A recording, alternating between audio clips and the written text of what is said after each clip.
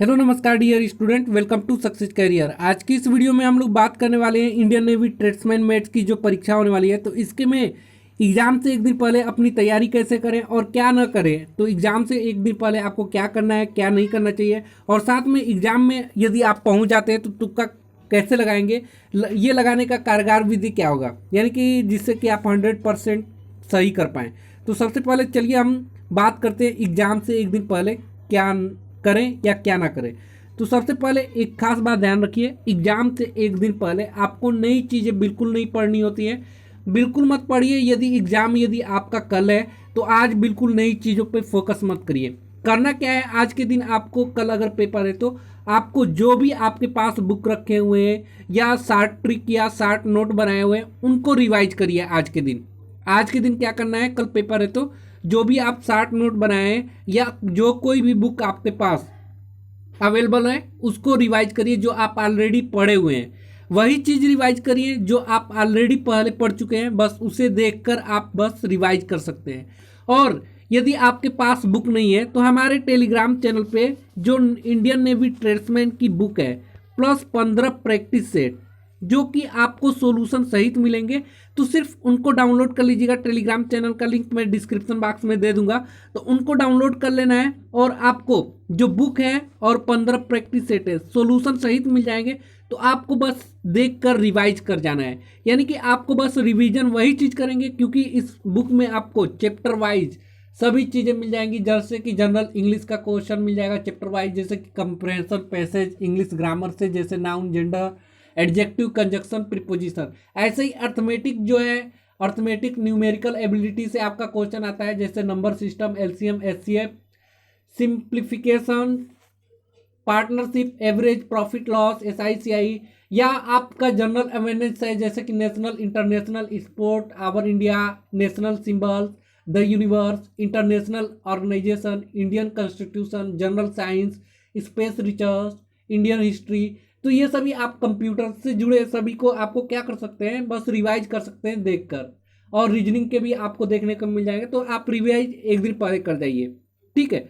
तो ये बुक और 15 प्रैक्टिस सेट आपको टेलीग्राम चैनल पे फ्री में मिल जाएंगे। और अपने, यदि आप इनको नहीं पढ़ना चाहते हैं तो जो भी आपके बुक है उनको पढ़िए, और 60 नोट जरूर बनाए होंगे तो उनको रिवाइज करके जाइए। नया चीज़ बिल्कुल नहीं फोकस करना है। अब चलिए बात करते हैं एग्जाम में तुक्का लगाने की। Navy, Indian navy tradesman met की जो परीक्षा है, तो आप सभी को पता है यहाँ पे टोटल क्वेश्चन नंबर में कितने आने वाले हैं, 100, और आपको कितने मिनट की टाइम मिलेगी, 90 मिनट। तो खास याद रखिए, तुक्का मारने के लिए यहाँ पे कोई निगेटिव मार्किंग नहीं है। तो आपको क्या करना है कि सभी क्वेश्चन करके आना है। लेकिन सभी क्वेश्चन करके आएंगे उसके लिए आपको तुक्का तो लगा सकते हैं, लेकिन तुक्का लगाएं तो आपका सही हो जाए, ये मकसद होना चाहिए, क्योंकि निगेटिव मार्किंग नहीं है। तो अक्सर एग्जाम में देखा गया है, मान लीजिए कि 100 क्वेश्चन आते हैं, तो 100 क्वेश्चन में सिलेक्शन के लिए आपको 70+ रहना पड़ेगा। ये मान के चलिए कि 70+ रहेंगे तब भी आपका सिलेक्शन होने वाला है, क्योंकि मेरिट इस समय कम कोई भी नहीं जा रही है, हर जगह लड़के भरे हुए हैं, हर जगह कंपटीशन है।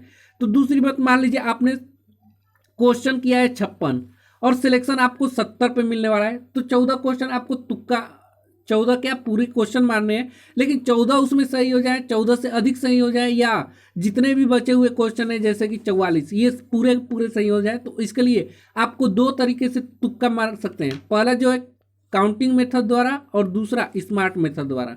तो सबसे पहले चलिए काउंटिंग मेथड की बात करते हैं। क्वेश्चन गिने आपने क्वेश्चन किया है 56 क्वेश्चन किया है, जिसमें से मान लीजिए कि आपने 56 क्वेश्चन किया है, तो 25 क्वेश्चन आपने मारा हुआ है ए ऑप्शन पे, 25 क्वेश्चन आपने मारा हुआ है बी ऑप्शन पे, ठीक है। और यदि मान लीजिए 6 क्वेश्चन आपने मारा हुआ है डी क्वेश्चन पे, तो याद रखिए 100 क्वेश्चन है तो 25 जो होंगे आपके ए ऑप्शन वाले सही होंगे, 25 जो ऐसे क्वेश्चन होंगे जिसका ऑप्शन बी सही होगा, और 25 जो क्वेश्चन होंगे जिसका ऑप्शन डी सही होगा, और 25 जो क्वेश्चन होंगे जिनका ऑप्शन सी होगा। तो अब देखिए आपको 25 ए और बी मार चुके हैं, तो अब डी वाले में क्या करना है। डी वाले में 6 तो ऑलरेडी लगा चुके हैं, तो इसमें क्या करना है, काउंटिंग मेथड में आपके पास नंबर ऑफ क्वेश्चन बचे डी में 19 क्वेश्चन लगाने के लिए और सी में 25 क्वेश्चन। तो अब देखिए चार चार को क्वेश्चन में डिवाइड कर लीजिए, 4 4 8 4 13 ऐसे आपको सीरियल वाइज चार चार में पार्ट्स में डिवाइड करना है। अब मान लीजिए लगातार 4 को डी ऑप्शन सही करिए, फिर लगातार 4 को आप सी ऑप्शन मारिए, फिर लगातार 4 को डी, फिर लगातार 4 ऑप्शन को सी, ऐसे आप तुक्का करेंगे। नेक्स्ट एक स्मार्ट मेथड। स्मार्ट मेथड क्या है? स्मार्ट मेथड से तुक्का मारने का विधि क्या है? मान लीजिए कि ए, बी और सी और डी आपको ऑप्शन मिले हुए हैं, ये क्वेश्चन है कोई भी, तो इस क्वेश्चन में आपको पता है, हर एक एग्जाम में आपको पता रहता है कि जैसे क्वेश्चन जो भी दिया हुआ है तो उसका 2 ऑप्शन आपको तो ऐसे मिल जाते हैं जो आपको बिल्कुल पता होता है कि ये नहीं हो सकते। आपको डाउट होता है कि या तो बी हो सकता है या सी हो सकता है, इन दोनों में डाउट है, तो आपको याद रखिए जब भी बी और सी में आप फंसे तो सी पे तुक्का लगाएंगे। ऐसे ही मान लीजिए कि आप फंसे हुए हैं ए और बी में, अब आपको पता है सी और डी नहीं हो सकते, ए और बी में कोई हो सकता है, तो बी को तुक्का मारेंगे।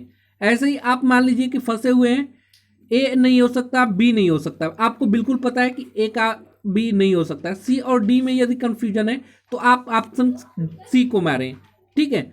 और यदि मान लीजिए कि ए बी और सी में यदि आप फंसे हुए हैं, ए बी सी और डी, ये चारों में यदि आप फंसे हुए हैं तो अक्सर सी को तुक्का मार कर आए दोस्तों, ठीक है। तो ये स्मार्ट मेथड है। तो अब मुझे उम्मीद है कि यदि आप इस मेथड को अपनाते हैं, अक्सर क्योंकि देखिए A B C D option होता है तो ए ऑप्शन जल्दी सही नहीं रखा जाता है, आपको ऑप्शन बी और सी और डी में से रहता है, तो बी और सी में से सबसे ज्यादा सी पे मारे, और सी और डी की बात आए तो भी सी का मारे, और ए और बी की बात आए तो बी को मारे, और बी और डी में बात आती है, जब बातें बी और डी में आती हैं, ए बी सी और डी, तो ए और बी नहीं हो, ए और सी नहीं हो सकता, बी डी की बात फंसती है तो डी को हमेशा मारे ना।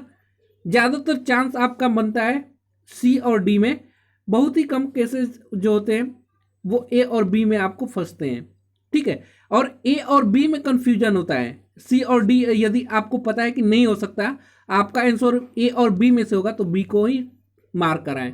तो ये था स्मार्ट मेथड।